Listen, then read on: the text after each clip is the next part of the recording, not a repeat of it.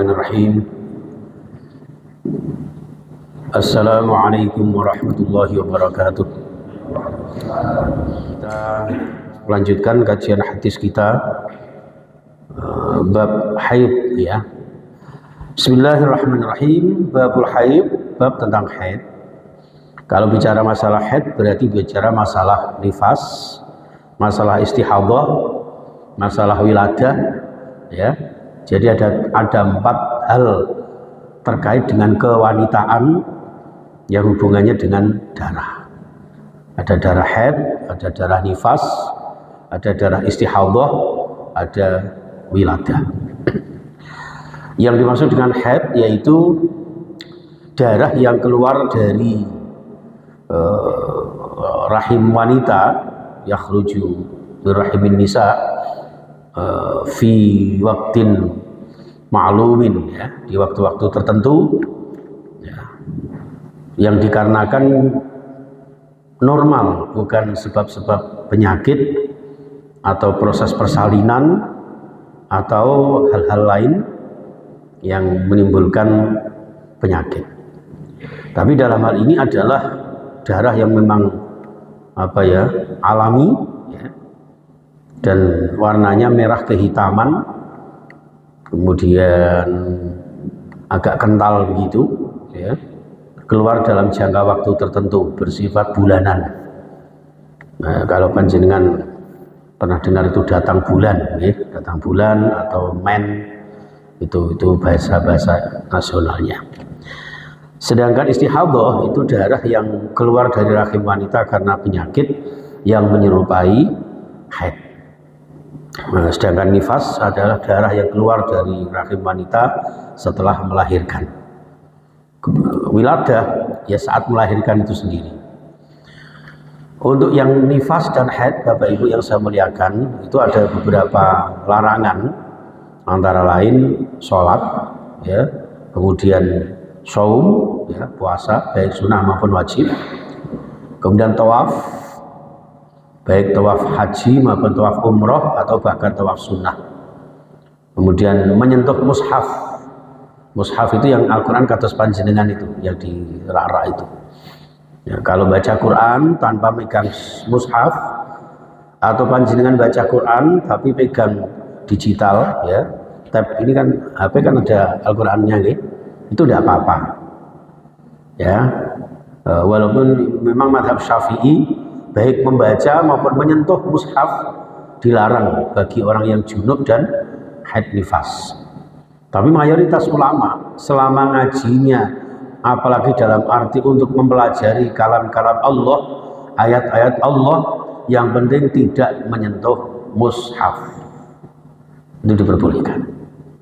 Panjenengan gadah wiritan maos al-ikhlas yang piro misalnya gitu, gadah istiqomah, nah panjenengan niatkan berzikir, itu tidak apa-apa ya, walaupun tidak menyiksa diri. Kemarin ada ibu yang tanya kepada saya, Bu, Ustadz ada nggak dalilnya saya dapat ijazah dari kiai suruh membaca surat al-ikhlas 100.000 kali. Nah jangan kuat orang Bu, bayangkan setiap hari 100.000 kali surat al-ikhlas. Nah, terus nyapu nih kapan, ubah-ubah korah-korah kapan ya, itu hadisnya tidak ada. Biasanya hasil instingnya para kiai tertentu ya, monggo, bukan salah, bukan jelek sih membaca Quran ya. Baik, itu terkait dengan larangan haid. Termasuk larangan haid adalah berhubungan intim suami istri. Itu jamaah sekalian, apabila berzikir kemudian berdoa sekedar untuk pamit sama papa mama, okay? Cium kening, cipika-cipiki, tidak apa-apa. Bapak-bapak misalnya ngersakne ibu dalam keadaan haid, nggih, sing penting pokoknya ojo ngonoan ngono tok wae. Di panjenengan badhe pamit tindak kantor, kepengin pamitan sama bojonya, ya sing dibuju, nek kaya aku kan durung dibuju. Ya, Nah, itu monggo jenengan nyentuh rambutnya atau gimana, ngoten nggih, itu tidak apa-apa. Sebagaimana firman Allah di dalam surah Al-Baqarah 222, wa yas'alunaka 'anil mahid, mereka bertanya tentang wanita yang sedang haid. Qul huwa adza, katakanlah bahwa orang yang haid itu dalam keadaan kotor. Fa'tazilun nisaa fil mahid, maka jauhilah istri-istri kalian ketika dalam keadaan haid. Wala taqrabuhunna hatta yathurna, dan jangan sekali-kali mendekati mereka sampai mereka dalam keadaan suci. Hati-hati Bapak Ibu, panjenengan mangke mireng kene malah sampean kan jadi iya nek ngono tak pisah ranjang. Ya sampean mulai nggone keluargane, bukan itu. Menjauhi dalam arti tidak melakukan itu. Bismillahirrahmanirrahim. Hadis yang ke-138. Tidak terasa ya Pak ya. An Aisyah radhiyallahu anha, dari istri beliau Aisyah radhiyallahu anha. Qalat dawuh sapa Aisyah, inna Fatimah binta Abi Hubais, sesungguhnya Fatimah putri dari Abi Hubais, kanat tustahabu, ya, bahwasanya Fatimah binti Abi Hubais ini sedang mengalami atau keluar darah. Keluar darah tustahabu, yang menyerupai haid. Istihadah itu menyerupai haid karena sama-sama keluar dari rahim. Dan jenengan keluar darah tapi dari hidung, namanya minal mimisen, ya. Beda ya. Istihadah. Faqala Rasulullah sallallahu alaihi wasallam, maka Rasulullah bersabda, inna damal haidi damun aswadu yu'rafu. Ya, yang namanya darah haid itu adalah darah yang berwarna kehitaman. Ya, bukan hitam legam ya, kehitaman. Yu'rafu, ya, yang telah dikenal, ingkang sampun dipun ketahui, ya, yang pada umumnya lah. Fa idza kana dzalika, maka ketika sedang dalam keadaan haid dengan ciri khas darah yang merah kehitaman tadi itu, maka fa'amsiki minas shalah, ya, tinggalkanlah sholat. Jadi ibu-ibu dapat bonus ketika sedang haid, tidak usah sholat dan tidak usah diqadha. Ngoten. Itu terkait dengan haid. Namun fa'idza kanal akharu, ketika yang keluar itu tidak seperti itu, ngoten gampangane, ya, seperti yang dialami oleh Fatimah binti Abi Hubais, ternyata darahnya adalah darah penyakit, maka fatawaddoi wa sholli, ya, maka wudhulah dan sholatlah. Ngoten. Terus panjenengan yang darahnya itu keluar ternyata bukan darah haid, maka tetap wajib sholat. Ngoten. Caranya itu sepundi, itu dibersihkan. Ada yang kalau Prof Zahra itu ya semoga lah pakai napa kados pempes ya, apa namanya itu, pembalut apa itu ya, itu seperti itu di anu kapas atau gimana ngoten, lajeng panjenengan wudhu, setelah itu sholat, ya, itu sehingga nanti selama sholat tidak keluar. Rawahu Abu Dawud wan Nasa'i wa sahhahahu Ibnu Hibban wal Hakim wastankarahu Abu Hatim. Jadi semua perawi hadis Abu Dawud, Nasa'i, Ibnu Hibban, Hakim, ya, menganggap hadis ini sahih, kecuali Imam Abu Hatim, ya, yang sedikit mengingkarinya. Hadis yang ke-139, wa fi hadisi Asma'a binti Umais inda Abi Dawud, dalam hadis Asma binti Umais di dalam kitab Sunan Abu Dawud, litajlis fi mirkanin fa idza ra'at sufratan fawqal ma'i faltaghtasil lidzuhri wal 'ashri ghuslan wahidan wa taghtasil lil maghribi wal 'isya'i ghuslan wahidan wa taghtasil lil fajri ghuslan wa tawadda fi ma baina dzalik. Jadi suatu ketika ya masih dari Aisyah, tapi kasusnya Asma binti Umais ya, di dalam kitab Sunan Abu Dawud. Kemudian Rasulullah menyampaikan litajlis, hendaknya seorang wanita ketika sedang keluar darah dari rahimnya dianjurkan untuk duduk fi mirkanin, di dalam wadah bejana yang besar. Mungkin baktub itu ya, panjenengan mungkin punya di dalamnya masing-masing itu di situ. Jenengan kasih air ya, kemudian berendam di situ. Fa idza ra'at sufratan. Nah, ketika panjenengan berendam di situ ternyata melihat kuning-kuning fauqal ma, yang sampai muncul di permukaan air, fal taghtasil, maka mandilah. Mandi untuk apa? Lidzuhri wal asri huslan wahidan, yaitu mandi satu kali untuk sholat zuhur dan asar. Artinya darah itu adalah darah istihadhah, bukan darah haid, sehingga tetap wajib sholat. Hanya saja karena menyimpan sesuatu yang najis berupa darah, maka diwajibkan mandi.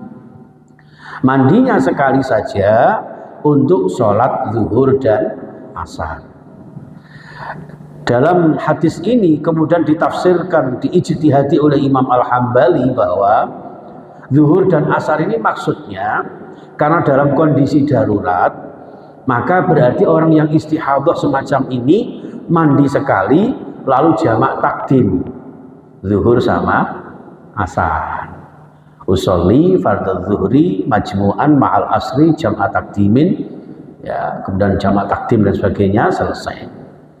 Nah, nanti maghrib isya juga demikian, ghuslan wahidan wa taghtasil lil maghribi wal isya ghuslan wahidan. Nanti maghrib isya juga demikian, mandi sekali lalu kemudian jamak takdim maghrib sama isya. Dan kalau dalam keadaan istihadhah. Tapi lek jenengan arepe dipacai nang kuwadi, barangkali ibu badhe manten meneh, nggih, hati-hati aja syukur anu nggih. Kadang-kadang temu manten barasar. Engko terus resepsi mari maghrib sampai malam. Jam 2 itu sudah dipacai. Ngono kadang-kadang yo nek zuhure sempat ini, akhirnya napa? Mulai zuhur, asar, maghrib, isya bablas semua. Ngono ku sebengi wis kesel kabeh, delalah subuh yo kesiangan pisan. Niki sing garai rumah tangga kirang barokah. Nggih, dados saged nggih napa nggih usahakan zuhur ya salat, asar ya salat. Jangan belani scan apa ini ngaran itu ya. Itu kemudian eman-eman wudhunya dan sebagainya. Tapi kalau terkait dengan ini Bapak Ibu yang saya muliakan, panjenengan mandi sekali ya ibu-ibu, okay, karena darahnya darah istihadhah, untuk jamak sholat zuhur asar ya, maghrib isya juga mandi sekali untuk jamak takdim maghrib isya. Wa taghtasil lil fajri ghuslan wa tawaddu fi ma baina dzalika. Jadi mandi sekali untuk sholat subuh.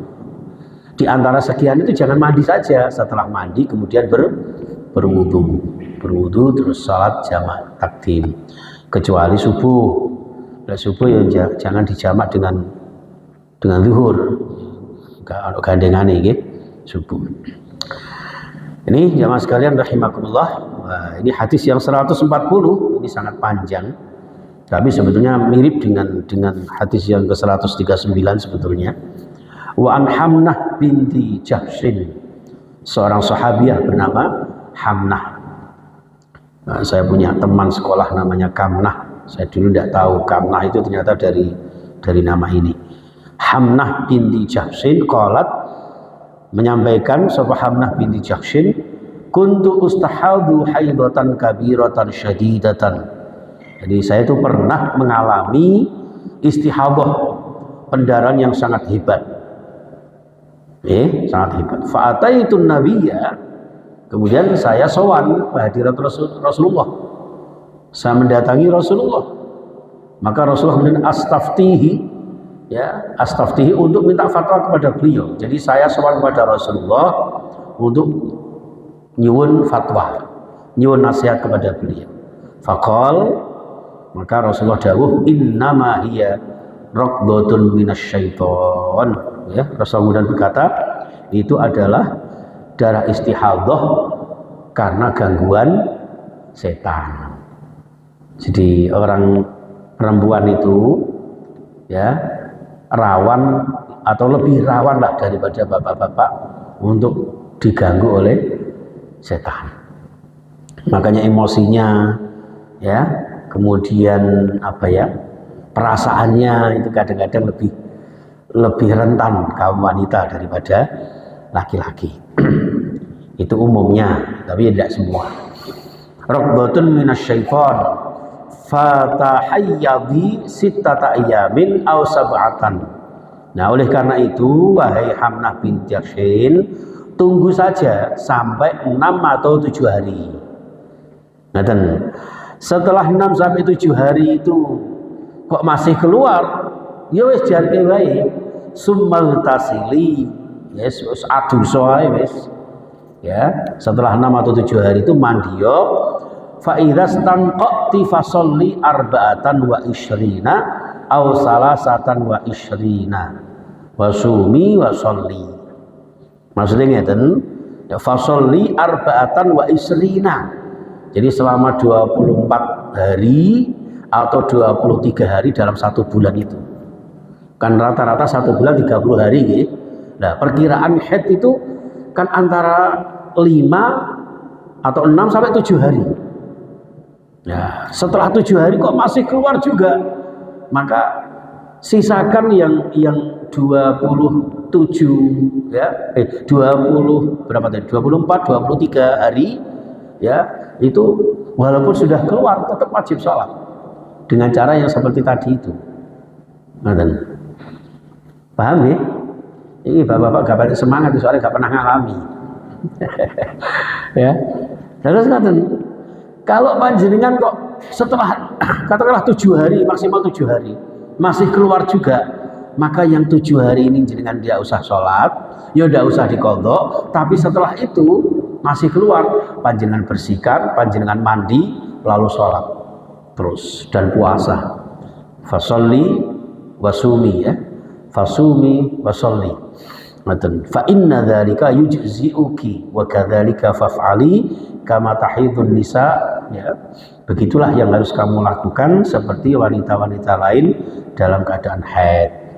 Kalau haid, wanita-wanita lain kan juga tidak sholat, gitu.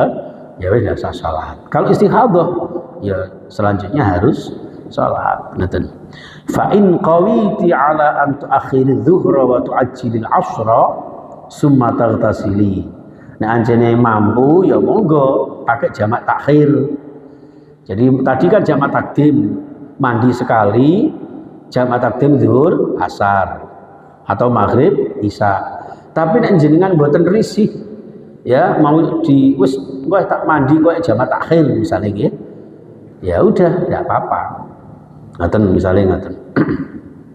Ya, summa tuakhirin al-maghriba wa tuajjilin al-isya summa taghtasilina wa tajma'ina bainas sholataini. Sama dengan tadi maksudnya ini. Jamak sholat ya, cuman ini boleh monggo silahkan dengan jamak takhir. Ngaten. Terutama kecuali wa taghtasilina ma'as subhi. Nah, kalau untuk subuh ya memang hanya sekali mandi untuk sekali sholat subuh.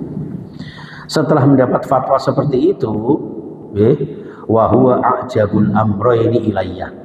Wah, fatwa inilah yang saya harapkan.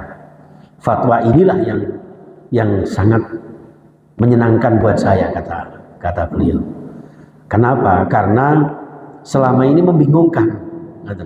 Mendapat fatwa dari Rasulullah, si Hamnah ini menganggap satu fatwa ini baik untuk beliau. Hadis yang ke-141, wa an Aisyah radhiyallahu anha, dari Aisyah anna umma Habibah binta Jahsin dari Ummu Habibah. Syakat itu wadul, ya wadul itu mengadu ya.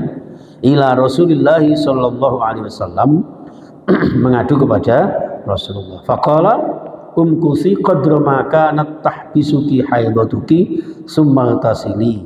Fakanat taghtasilu kulla salatin. Umkusi, tunggun ya, tunggulah qadra ma kanat tahbisuki haidatuki, yang sekiranya tunggu selama pada umumnya kamu haid. Ya, tunggu sampai katakanlah 7 hari, katakanlah ya, 7 hari. Nah, setelah itu keluar lagi, ya wis sumpah tasili, mandi aja. Ya, fakanat taghtasilu kulla sholatin, setelah itu mandilah setiap mau sholat. Dan walaupun masih keluar darah tapi darah istihadhah, maka tetap mandi, dibersihkan lalu sholat. Itu seperti itu. Hadis sahih riwayat Imam Muslim. Jadi ini sama, ini sebetulnya ini 139 sampai 141 kesimpulannya sama. Ya, 142 ini juga sama dengan tadi, wa tawaddoi ya, wa tawaddoi likulli sholatin. Jadi ya mandi ya wudu. Karena ada ulama yang menyampaikan begini Bapak Ibu, terutama sebagian dari penganut Imam Abu Hanifah dan Imam Hambali, itu kalau sudah mandi besar tidak perlu berwudu. Kenapa? Karena wudu itu untuk hadas kecil. Lah hadas kecil berarti sudah terakomodir dengan hadas besar. Dan mandi otomatis apa? Sudah termasuk hadas kecil. Tapi untuk Imam Syafi'i harus ada istilah tafsiliyah, ya, ada semacam spesifikasi. Mandi besar ya mandi besar, ya, maka wudunya untuk hadas kecil. Ini seperti itu. Nah, ulama yang lain seperti Imam Maliki itu menyampaikan boleh silakan mandi tanpa wudu selama ya ketika mandi itu tidak batal wudunya. Jadi selama mandi tidak pipis, tidak keluar angin, atau tidak menyentuh kubul dan dubur, ya, seperti itu. Ya, menurut kula nggih, mandi besar, mari ngono, wudu itu lebih sempurna, lebih bagus dan jelas hukumnya.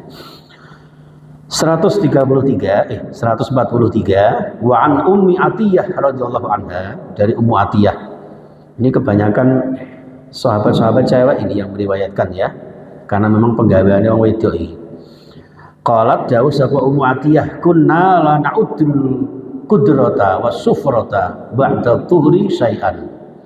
Ya, kunna, kami sahabat-sahabat perempuan nggih, la na'uddu, tidak menghitung ya, tidak masuk dalam kategori al-qudrata, masalah terkait dengan darah yang keruh, yang keluar dari rahim, wasufrota, dan warna kekuning-kuningan, itu ba'da tuhri, setelah terjadi kesucian, tidak dihitung apa syai'an, sewiji-wiji. Dalam haid itu kan maksimal 7 hari, katakanlah begitu. Ternyata masih keluar darah yang keruh, kekuning-kuningan, itu nggak dianggap lagi sudah, ya, udah tidak dianggap darah haid lagi. Rawahu Al-Bukhari wa Abu Dawud. Wa an Anas annal Yahuda, nah ini 144, annal Yahuda, sesungguhnya orang-orang Yahudi itu kanu punya kebiasaan, idza hadat al mar'atu, apabila istrinya sedang haid, itu lam yu'akiluha. Ya Pak ya, lam yu'akiluha. Orang-orang Yahudi itu kalau istrinya sedang haid, ya, mereka tidak mau ngajak makan istrinya. Jadi yang biasanya anduk nang warung gitu ya, ternyata haid itu bojone dijarke nang omah, gak dijak anduk ya, nggak diajak makan. Jadi tidak boleh makan bersama dengan istri yang sedang haid. Itu adat istiadatnya orang Yahudi. Faqala Nabiyyu sallallahu alaihi wasallam isna'u kulla syai'. Wis berbuatlah semaumu. Ya jak makan, jak masak, jalan-jalan, rekreasi silakan, tidak apa-apa. Illa nikah, kecuali nikah. Dari hadis ini maka ulama sebagian ada yang mengatakan ya tidak sah nikah dalam keadaan haid. Ya, itu rawahu Muslim. Ini hadisnya. Jadi silakan berbuat apa saja kebiasaan-kebiasaan kalian ketika dalam keadaan haid, ya, kecuali nikah. Namun ada juga yang meriwayatkan, mentafsirkan bahwa illan nikah ini adalah maksudnya illal jima. Pirsa nggih? Illal jima, kecuali hubungan intim. Kembali kepada ayat 222 Al-Baqarah tadi. Baik, 145. Nah, ini solusi alternatif ini, Pak. 145 ini. Wa an Aisyah, dari sahabat, dari istri beliau Aisyah radhiyallahu anha, qalat, dawuh sapa Aisyah, karena Rasulullah berada, ya, ya'muruni, menyuruh saya, kata Aisyah, ya, adalah Rasulullah menyuruh saya, fa'attaziru, ya, menyuruh saya untuk apa? Untuk gawe sarung lah, ya. Sarung, kan babeti sarung. Fayubashiruni, kemudian Rasulullah ngersake untuk niki apa ya, ngersake menyentuh lah ya, untuk merangkul apa lah ngaten istilahnya. Ngaten. Wa ana haidun, sedangkan saya dalam keadaan haid.